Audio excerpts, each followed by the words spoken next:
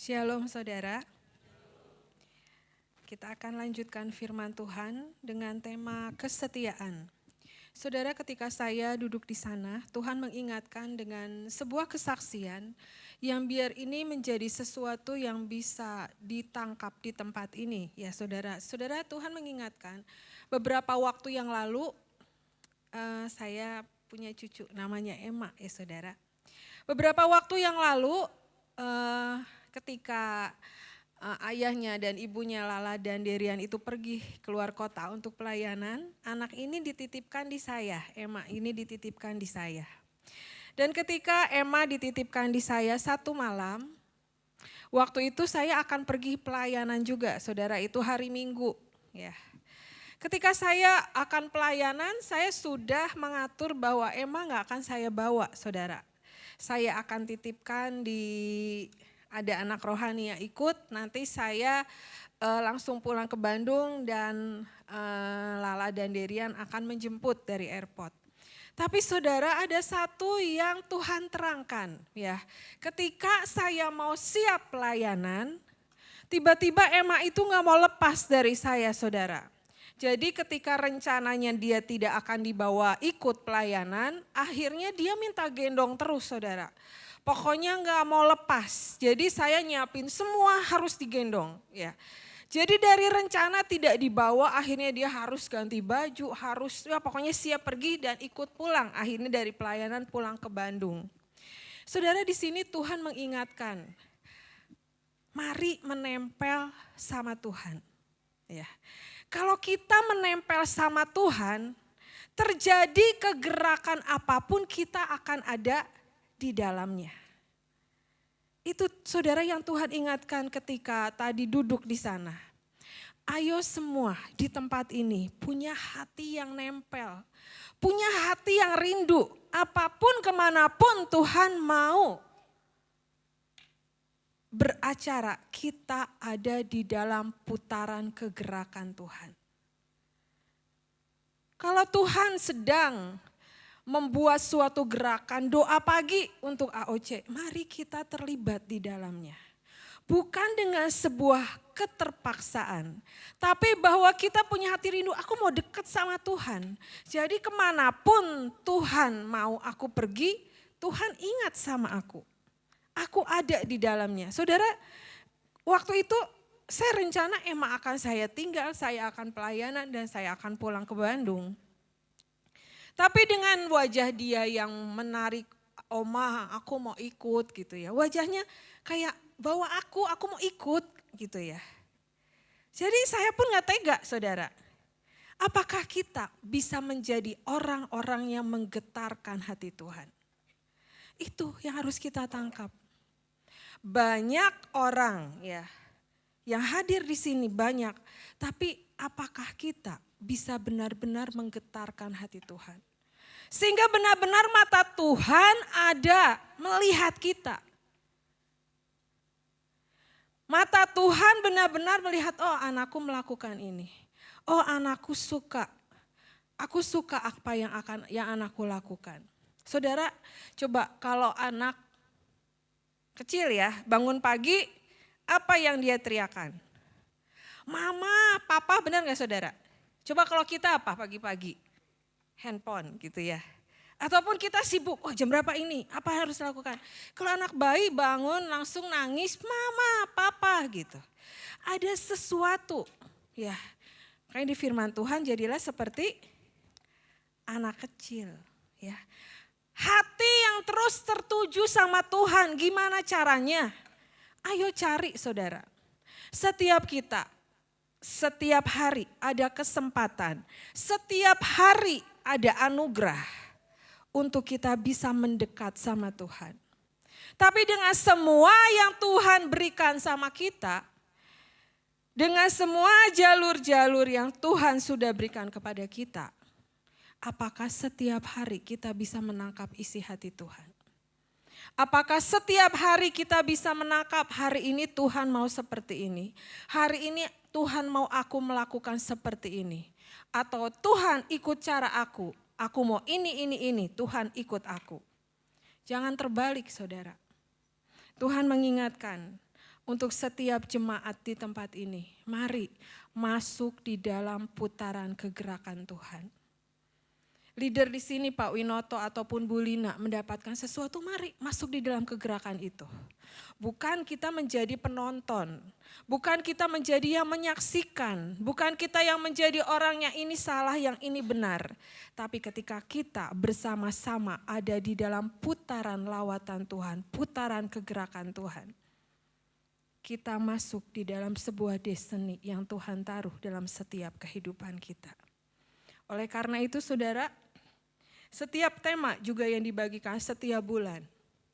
Tuhan mau membawa kita, nak, hari ini bulan ini pelajarannya ini, bulan ini pelajarannya ini, bulan ini pelajarannya ini.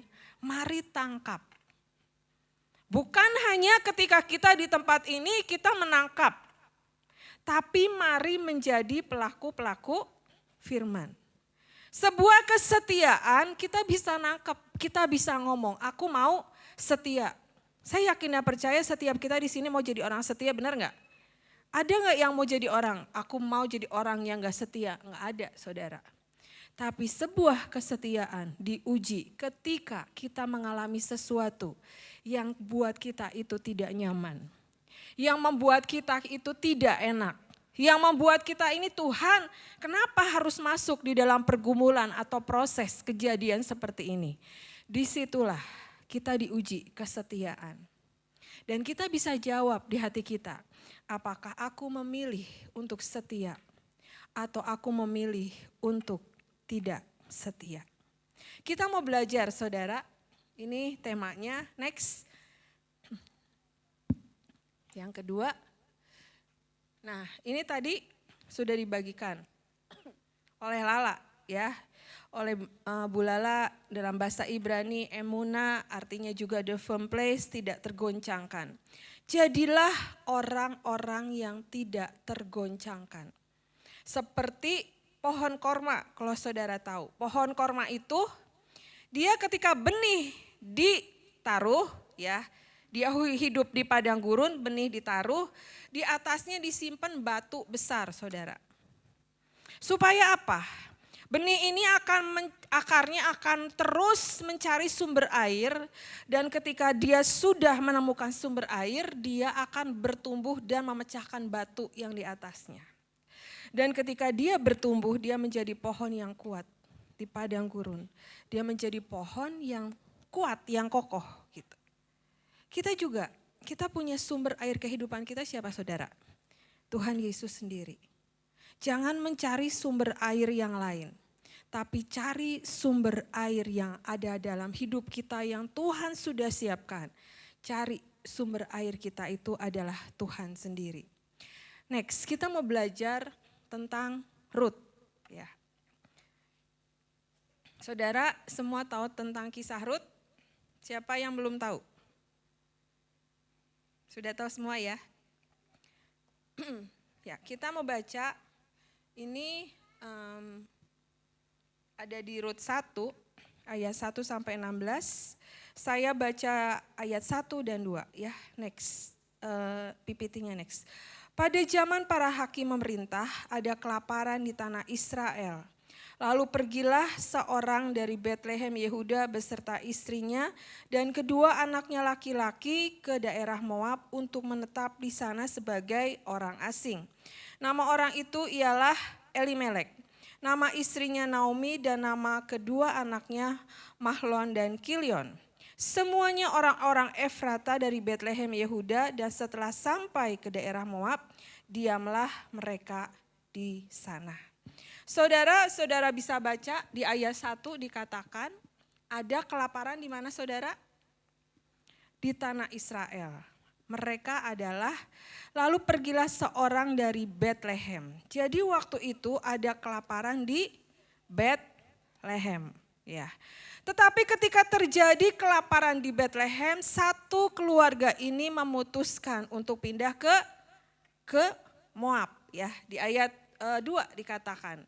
Dan setelah sampai ke daerah Moab, diamlah mereka di sana. Saudara, ketika kita merenungkan firman Tuhan, ya, di sini dikatakan bahwa Betlehem artinya adalah rumah roti.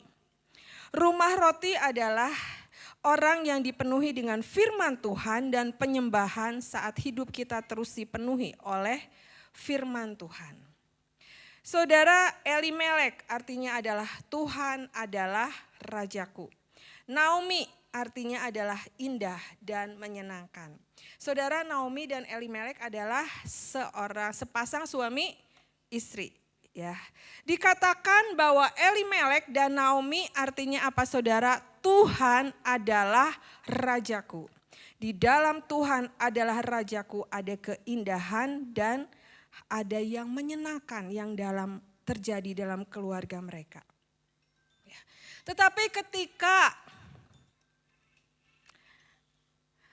ketika terjadi kelaparan, mereka pindah dari Bethlehem ke Moab. Saudara, Moab itu menggambarkan tentang dunia. Moab itu menggambarkan tentang adanya di sana kegagalan, pergumulan, dan proses yang terjadi di sana. Tetapi Elimelek memutuskan ada sesuatu yang lebih baik. Bahwa di tempat dia tinggal, dia bilang ada kelaparan, di sana jauh lebih baik. Di sana jauh lebih untuk membuat mereka bisa hidup. Di sana bisa membuat mereka mungkin untuk mereka bisa menghasilkan sesuatu yang lebih. Saudara, dari ayat ini kita bisa belajar apa? Ketika Tuhan mau kita tinggal di Bethlehem. Ketika Tuhan berkata engkau ada di dalam rumah rotiku. Di dalam rumah roti ada kelimpahan, ada penyembahan, ada pujian, kita dekat dengan Tuhan. Tetapi ketika ada sesuatu yang lebih baik, kita meninggalkan Bethlehem. Kita meninggalkan rumah roti ini, kita meninggalkan Tuhan. Dengan apa saudara? Kita meninggalkan pelayanan kita. Kita memutuskan untuk meninggalkan sesuatu karena ada yang lebih baik di sana. Di sini kita belajar tentang apa saudara? Sebuah kesetiaan. Ketika Tuhan menetapkan kita ada di sebuah pelayanan. Ketika Tuhan menetapkan kita ada di tempat ini. Jangan kita mencari yang lain. Kita berkata di sana jauh lebih baik. Di sana jauh lebih menguntungkan. Di sana jauh lebih membuat aku bisa berbuat sesuatu yang lebih baik. Di sini kita belajar apa? Sebuah kesetiaan dan semuanya harus tanya Tuhan. Kadang kita memutuskan apa yang menjadi keinginan kita. Karena kita merasakan di sana jauh lebih baik. Aku berjanji untuk tidak meninggalkan Tuhan.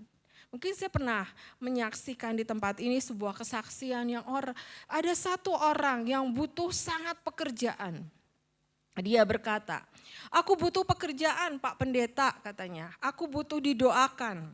Dan ketika dia didoakan, dia mendapatkan pekerjaan saudara. Dan ketika dia mendapatkan pekerjaan, udah menjadi orang yang sukses. Ya. Hari Kamis saya gak bisa datang karena saya harus bekerja. Hari Jumat ada pelayanan saya gak bisa datang karena saya harus lembur. Hari Minggu dia harus pelayanan gak bisa karena pekerjaan saya tidak bisa ditinggal. Di sini menggambarkan apa? Ada sesuatu yang lebih baik. Tapi di situ pun kita tetap harus bertanya sama Tuhan.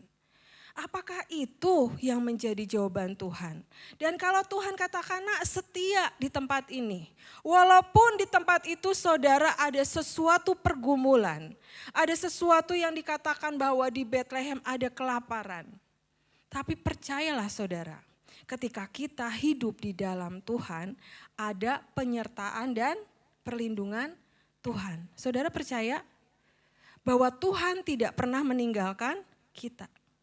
Tapi kuncinya bagaimana kesetiaan kita dalam hidup kita bersama dengan Tuhan. Contoh saudara, sepasang suami istri. Ya. Sepasang suami istri ketika menikah mereka mengucapkan apa saudara? Janji nikah. Dan dia katakan aku mau setia dalam hidup. Sepanjang hidup dan bla bla blanya semua ya. Yang sudah menikah sudah mengucapkan janji nikah. Tapi beberapa keluarga di luar sana, apakah mereka bisa untuk tetap setia dalam semua yang mereka katakan? Saudara, setia itu bukan hanya kita masuk teori dan kita berbicara aku mau setia. Setia itu harus praktek. Ya. Saudara, ada sebuah kesaksian yang saya baru alami, kemarin juga saya bagikan di tempat pelayanan yang kemarin. Saudara, seminggu, 2 Senin yang lalu saudara, ketika hari Senin kami mau ibadah, saya sudah datang jam 4 sore karena kami ibadah mulai jam 5 sore saudara. Di situ ketika saya sedang duduk bersama-sama dengan saudara-saudara yang udah hadir, kami mengobrol. Saya sedang duduk saudara, tiba-tiba kaki saya itu menyentuh di bawah meja. Menyentuh bawah meja dan terasa sakit gitu, tapi sakit saya enggak seperti sakit banget gitu. Sakit gitu ya. Sudah gitu tiba-tiba udah waktu untuk saya masih menari, memakai jubah, anak rohani saya yuk siap Bu kita pakai jubah. Saya siap pakai jubah, sebelum pakai jubah saya ke toilet saudara. Tapi ketika sampai toilet saudara, ternyata tuh banyak darah di lantai gitu. Terus saya bingung, ini darah dari mana gitu ya. Karena jari kaki saya kan dikutek saudara. Kuteknya kan warnanya merah marun, jadi samar gitu itu darah dari mana gitu ya. Tapi di luar itu anak-anak saya udah ngomong gini, ini Bu ada darahnya, banyak darahnya, kata ini darah dari mana gitu ya. Saudara ketika saya keluar dan kembali duduk, saya nggak mau kaki saya dipegang siapapun, saya coba dulu pegang, saya ambil tisu saudara. Ternyata bukan luka saudara, kuku saya tuh lepas. Jadi kukunya tuh lepas yang tinggal nempel sebelah saudara. Ya, udah gitu darah keluar terus gitu ya. Akhirnya anak saya memutuskan, mah ayo kita pergi ke UGD supaya darahnya berhenti dan ya kukunya dilepas karena udah nempel cuma satu sisi saudara. Dan waktu itu saudara ketika sampai di rumah sakit di UGD udah ditanya dengan dokternya gitu ya. Dengan mantrinya, Bu, Ibu cepet-cepet enggak? Iya saya cepat, pengen cepat karena saya ada acara lagi gitu. Dan mantrinya melihat saya segar gitu ya, dia bilang Ibu tunggu aja. Saya tunggu berapa lama? Ibu tunggu aja sampai kira-kira waktunya nggak tahu Bu, karena setiap pasien punya masalah masing-masing katanya. Saya bilang ya saya nggak bisa nunggu lama-lama, ya Bu cari aja tempat lain katanya. Dan saudara mengatakan hati saya gini, ayo kembali ke tempat ibadah, kembali ke AOC. Saudara akhirnya kaki saya ya dengan kuku yang masih nempel gitu ya saudara, belum benar-benar dicabut gitu. Saya kembali ke AOC dan saya ikut ibadah. Saya udah gak ambil pusing ini gimana, pokoknya Tuhan aku mau nurut. Apa yang Engkau inginkan aku ibadah sampai selesai. Waktu itu anak saya telepon mencari dokter yang bisa datang ke rumah saudara ke AOC. Ada teman dokter ya. Udah gitu pertengahan ibadah dokter ini hadir datang. Ada anak yang datang, Bu dokternya sudah hadir, sudah datang gitu. Tapi Tuhan bilang sampai selesai. Ya. Saya bilang udah dokternya suruh tunggu aja gitu ya, pokoknya sampai selesai.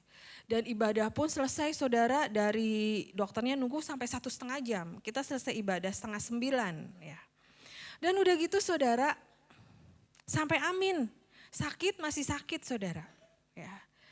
Apalagi tiba-tiba ada penari lewat saudara, kakinya kena itunya selendang, sayapnya ini loh. Udah, akhirnya setelah amin saudara, saya datang ke dokternya dan akhirnya kuku saya dicabut. Sakit saudara ya.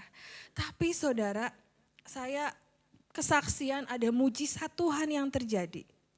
Saya dikasih obat antibiotik, saya dikasih obat anti sakit. Dan sepanjang kuku itu sudah dicabut, ya antibiotik tetap saya makan, tapi obat anti sakit tidak saya minum. Karena apa saudara? Ternyata nggak sakit. Sampai dokternya tuh bilang nanti kalau sakit minum ini gitu. Tapi itu obat anti sakitnya itu nggak saya minum satupun karena saya merasa nggak ada sakit sama sekali, biasa aja gitu. Tapi karena kukunya harus diperban ya dalam 3 hari, 4 hari, itu kan hari Senin saya bilang gini, hari Sabtu, Minggu lah perbannya saya cabut, Senin karena harus ibadah, akan narik lagi gitu. Tapi saudara, ada mujizat yang terjadi. Di hari Jumat, itu kuku sudah mulai bertumbuh. Dan di hari Sabtu, saudara, itu kuku udah tumbuh normal, saudara, udah 1 senti udah normal. Dan saya tuh sampai berkata gini ya, dalam hati saya gini, kalau itu tumbuh 1 senti otomatis kuku sekelilingnya harus tumbuh 1 senti, benar gak saudara? Tapi Tuhan tuh memperlengkapi kita dengan caranya yang ajaib. Kukunya saudara udah tumbuh, udah normal. Dan hari Sabtu itu saya langsung WA dengan dokternya. Dok, ada mujizat terjadi. Kukunya udah normal dok, udah seperti biasa. Dia bilang ini, wow itu mujizat Tuhan, percepatan yang dari Tuhan. Ada sesuatu yang Tuhan berikan. Tapi Tuhan cerita saudara gini, nah di mana ada sebuah kesetiaan, Tuhan akan bekerja dengan caranya yang ajaib. Ketika saudara mengalami pergumulan, ketika saudara menghadapi sesuatu yang buat saudara itu gak enak, ayo kembali sama Tuhan dan belajar setia. Aku mau tetap setia apapun yang terjadi. Percaya saudara, Tuhan akan memperlengkapi setiap kita. Tapi kuncinya apa? Coba kuncinya apa? Percaya. Kalau kita gak percaya penuh sama Tuhan, kalau kita masih bertanya-tanya sama Tuhan, yang harus diperbaiki rasa percaya kita. Dan jangan kita punya keinginan gini, oh berarti kok aku setia nanti ada hadiahnya. Oh nanti kok aku setia keinginan aku yang ini akan terkabul gitu. Ya jangan juga seperti itu saudara. Saya tidak pernah memikirkan dengan tiba-tiba kuku saya menjadi seperti biasa. Tapi itu suatu yang supranatural yang akan terjadi. Dan ketika kita memasuki sesuatu yang supranatural, ada era yang baru yang Tuhan siapkan memasuki supranatural. Hati kita siap enggak untuk dibawa ke sana? Hati kita benar-benar seperti tadi enggak? Seperti Emma yang benar-benar, aku mau ikut Tuhan. Aku haus dan lapar akan Tuhan. Aku punya gelora cinta. Gimana Omah mau pergi kemana, aku mau ikut. Kita harus punya hati yang seperti itu. Aku mau ikut kemanapun Tuhan. Aku mau belajar apapun yang Tuhan ajarkan kepadaku. Kalau hari ini, bulan ini, belajar tentang kesetiaan. Ayo. Belajar tentang kesetiaan. Bulan lalu temanya apa saudara? Coba. Bertahan, survival. Ayo semua belajar tentang setiap tema yang dibagikan. Saya kalau lagi berdoa saudara merenungkan firman Tuhan. Tuhan tuh berkata gini, nak AOC itu seperti dibawa tentang gini, naik level, satu level, dibuat semakin dekat. Tapi kembali kepada setiap kita. Apakah setiap tema yang diberikan tiap bulan kita praktekkan dalam kehidupan kita? Ada sebuah kesaksian ya di tempat kemarin beberapa waktu saya sedang sharing saudara. Ada seorang ibu yang kesaksian. Saya itu sudah tidak tahan dengan keluarga saya. Saya udah benar-benar banyak berdoa. Saya udah gak tahan, dia cerita banyak tentang keluarganya. Tentang dia gak bisa bertahan. Tapi tiba-tiba tema yang keluar adalah bertahan. Ini menjadi kekuatan dia bilang buat hidup saya. Itu saudara, sambar setiap apapun yang Tuhan berikan. Jangan itu menjadi lewat aja. Ya. Kita lanjutkan. Next. Di saat kelaparan mereka pindah ke Moab. Moab berbicara mengenai proses pergumulan bahkan kegagalan. Seseorang yang pada awalnya setia kepada Tuhan namun pada saat mengalami hal yang tidak baik justru dia memilih untuk mengambil tindakannya sendiri. Banyak orang yang mengaku percaya kepada Tuhan, tetapi ketika ada di dalam masa krusial, masa yang terdesak, justru ia meninggalkan Tuhan. Kita harus belajar dalam keadaan apapun, mari tetap setia. Yang terjadi adalah ketika mereka di Moab, bukan keberhasilan, melainkan kegagalan. Elimelek dan kedua anaknya meninggal. Ketika kita keluar dari jalur Tuhan, tanpa sadar banyak kegagalan maupun aspek dari diri kita yang hilang mati tanpa kita sadari. Saudara, ketika keluarga ini pindah dari Bethlehem ke Moab, awalnya Elimelek itu meninggal, saudara. Dan akhirnya kedua anaknya pun meninggal. Ada kegagalan yang terjadi di sana karena mereka keluar dari jalurnya Tuhan. Ya. Ada kematian di sana. Saudara, kembali kepada setiap kita. Jangan kita berpindah dari Bethlehem ke Moab. Jangan sampai ada dalam kehidupan kita yang menjadi redup ataupun menjadi mati. Contohnya apa, saudara?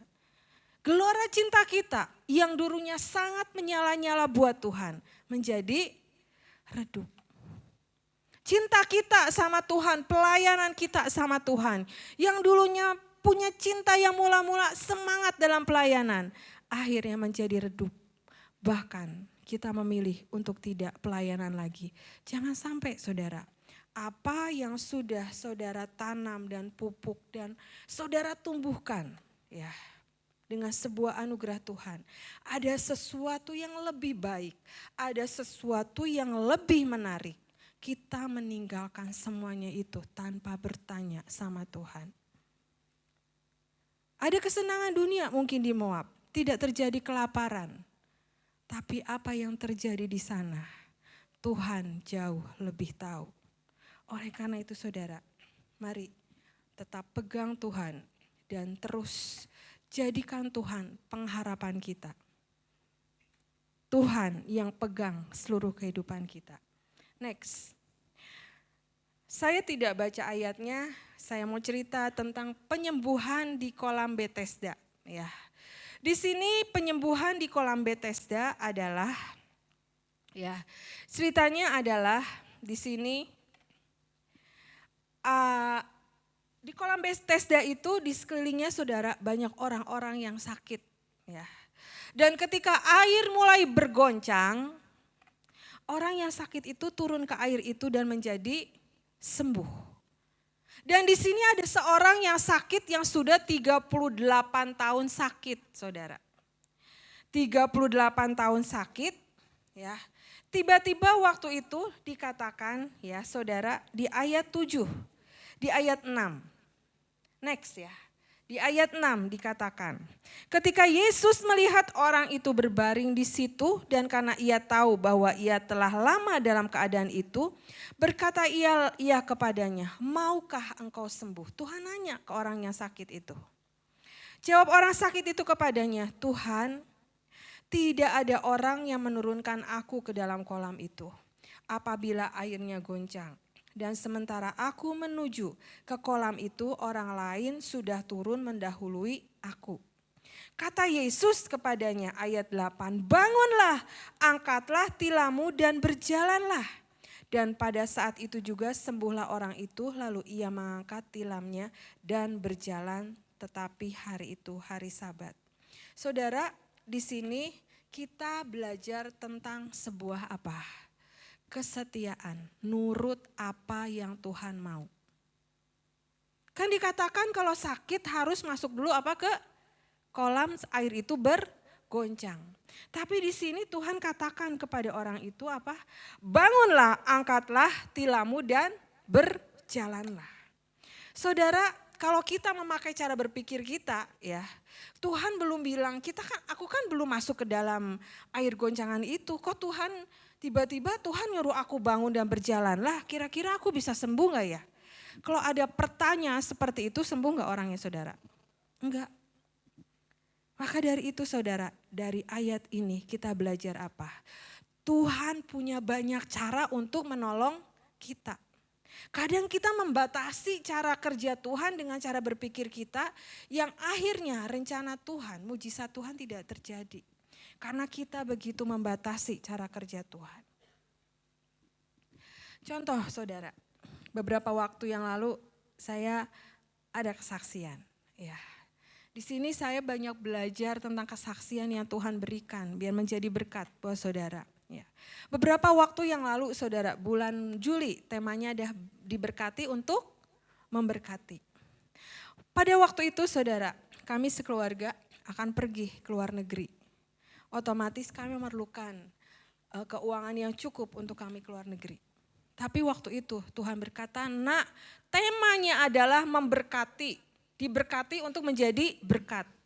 Uang yang kamu dapatkan bagi ke setiap orang. Ada beberapa orang Tuhan katakan bagi ini gitu ya.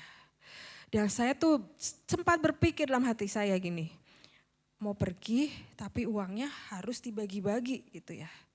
Tapi di situ saya berpikir, saya mau gini, sepakat dengan apa yang Tuhan mau. Udah jangan ambil pusing, udah ikut apa yang Tuhan mau. Saya bagi ke setiap orang, saudara. Banyak, beberapa orang. Udah gitu saudara, saya sudah bagi dengan beberapa orang. Saudara, dalam hitungan, dalam 3-4 hari, Tuhan gantikan 7 kali lipat. Dan Tuhan punya cara yang ajaib dan Tuhan bilang gini, nak cukupkan uangnya buat pergi. Saudara bisa membayangkan gak? Bisa kita pikirkan bahwa Tuhan memberkati kita tuh dengan caranya yang luar biasa. Kalau uang yang sebelumnya, ya itu cukup buat pergi gitu. Tapi dengan kita memberi, nurut, setia dengan apa yang Tuhan mau, ada yang Tuhan lebihkan saudara. 7 kali lipat dari yang saya tabur yang Tuhan rindukan. Itu Tuhan punya cara yang ajaib untuk menolong setiap kita. Kuncinya apa? Setia aja dengan apa yang Tuhan mau. Seperti orang sakit yang ada di kolam Bethesda. Ikut, Tuhan bilang caranya adalah harus air bergoncang, dia harus masuk ke dalamnya. Tapi ketika Tuhan berkata, bangunlah, angkatlah tilammu dan berjalanlah, dia tidak ambil banyak pusing. Bangun, berjalan, angkat tilam dan berjalan. Dan akhirnya menjadi sembuh. Ngerti saudara dari sini? Ya, setia dan Tuhan punya cara yang ajaib untuk menolong setiap kita. Next. Lanjut. Lanjut, ini udah ya gini. Yang harus kita lakukan untuk menjadi setia adalah pertama poinnya adalah mengandalkan Tuhan. Jangan mengandalkan yang lain, mengandalkan Tuhan. Ya, bersandar pada kesetiaan Tuhan yang tidak berubah. Dikatakan diberkatilah orang yang mengandalkan Tuhan, yang menaruh harapannya pada Tuhan. Jika kita tidak setia, dia tetap setia karena dia tidak dapat menyangkal dirinya. Poin yang kedua, melekat pada Tuhan. Belajar untuk setia dari perkara-perkara kecil. Semuanya tanya Tuhan. Saudara, ketika kita pelayanan di tempat ini, ada yang pelayanan mesbah, ada yang pelayanan asyir, ada yang pelayanan konsumsi, ataupun pelayanan yang tidak terlihat. Apapun saudara dalam pekerjaan kita, dalam kehidupan kita sehari-hari. Jadilah orang-orang yang bisa dipercaya dalam perkara-perkara kecil. Tuhan akan percayakan kita dalam perkara-perkara yang besar. Yang ketiga, masuk dalam secret place-nya Tuhan. Masuk dalam ruang rahasianya Tuhan. Masuk dalam kehidupan keintiman bersama Tuhan. Komunikasi sama Tuhan. Saat teduh, baca firman Tuhan gak boleh dilupain. Dan berdoa. Kalau tiba-tiba Tuhan mengingatkan bangun jam 2 pagi, nak berbahasa roh. Ayo berdoa. Kalau Tuhan tiba-tiba ketika kita bekerja, ketika kita nyetir motor, mobil. Tuhan katakan nak berbahasa roh dalam hati, ayo berdoa. Karena kita gak tahu yang terjadi di depan apa, tapi udah warning, ayo nak berdoa. Mungkin yang terjadi di depan membuat kita mungkin menjadi karakter kita, misalnya marah ataupun apa, tapi dengan kita banyak berdoa. Oh tahu Tuhan sudah menyuruh aku, meminta aku untuk berbahasa roh. Jadi apapun yang hadapi di depan, kita bisa benar-benar connect sama Tuhan. Ya. Saudara, yang berikutnya, yang terakhir ya. Satu lagi. Nah, ini saudara. Ini gambar siapa saudara? Pak Daniel ya. Saudara, dia pernah berkata seperti ini. Setia, setia, setia. Kesetiaan adalah sebuah pengabdian. Tingkat tertinggi dari kesetiaan adalah saya akan tetap setia berapapun harga yang harus saya bayar. Sampai aku bisa berkata kepada Tuhan, kau dapat mengandalkan diriku Tuhan, karena aku tidak akan mengecewakanmu. Saudara bisa menangkap ini. Masuk di dalam level keintiman dengan Tuhan yang sangat dalam. Sampai Tuhan bisa berkata, sampai kita bisa berkata kepada Tuhan, kau dapat mengandalkan diriku Tuhan, karena aku tidak akan mengecewakanmu. Saudara, ayo kalau perlu saudara tulis, saudara baca setiap hari. Saudara dalam keadaan mungkin terdesak, sedih, saudara dalam keadaan terhimpit, ayo baca ini. Ini sangat menguatkan saya saudara. Apalagi yang poin terakhir. Karena aku tidak akan mengecewakan Engkau Tuhan. Bukan dengan diri kita sendiri saudara. Dengan kemampuan, dengan anugerah Tuhan. Belajar menjadi setia. Sampai kita menjadi orang-orang yang bisa diandalkan Tuhan. Menjadi diandalkan Tuhan apa saudara? Kita jadi orang yang dipercaya oleh Tuhan. Saudara, setiap kita ya punya orang-orang yang kita percaya, benar kan? Kalau kita punya orang-orang kita percaya, otomatis kita bisa mengandalkan dia.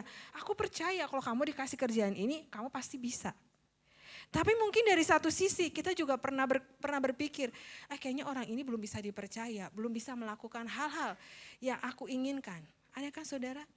Tapi biar ini menjadi pedoman buat kita. Ya. Ketika kita dalam keadaan apapun, ayo belajar setia. Jadi orang yang dipercaya dari hal-hal yang kecil.